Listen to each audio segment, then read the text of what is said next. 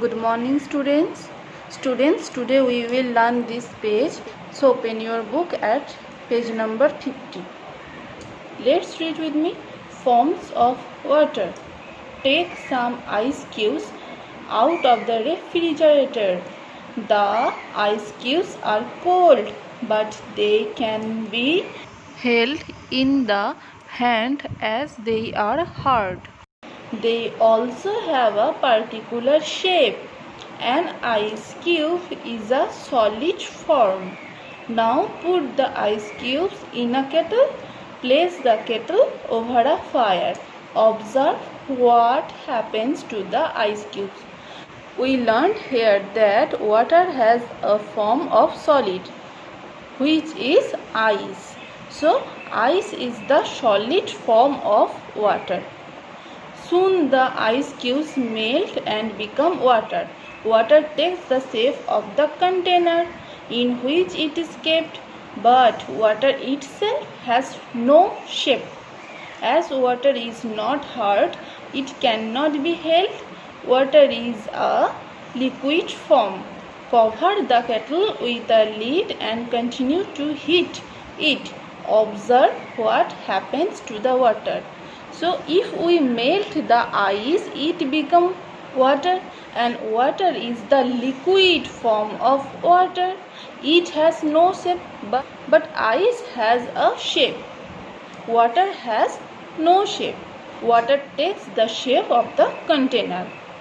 First the water starts to boil, then hot steam puffs out of the spout of the kettle. Water evaporates to become water vapor. This form of water cannot be held and it has no shape. It is now in a gaseous form.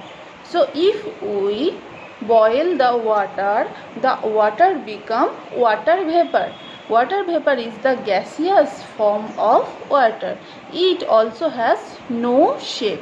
The water vapor mixes with air. Come to the next page. Hold a plate against the steam puffing out of the spout.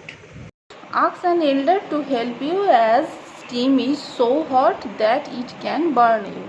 You will see drops of water trickling down the plate.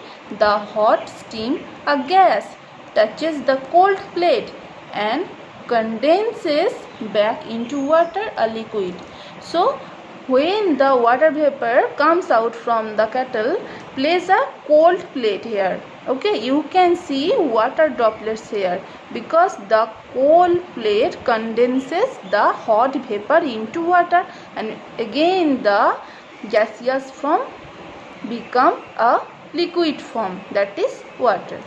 Now collect this water and pour it into an ice tray. Put this ice tray inside the deep freeze section of the refrigerator. After some time, water, a liquid, freezes to become ice, a solid. So if this water is kept in an ice tray and kept to freeze, we will got a solid form of water, that is ice. Let us see how the forms of water changes on heating and cooling. So first of all, ice, which is solid form of water, it melts on heating to form. Then it becomes water and it is the liquid form of water. It evaporates on heating to form gas, meaning water vapor. Again, if the water vapor condenses on cooling to form water, again the gaseous form becomes water, and if we freezes the water on cooling to form ice, it get a solid form. So this is a cycle of the forms of water. Okay, so read these 2 pages. These are the questions for your homework. Answer the following question. What are the forms of water?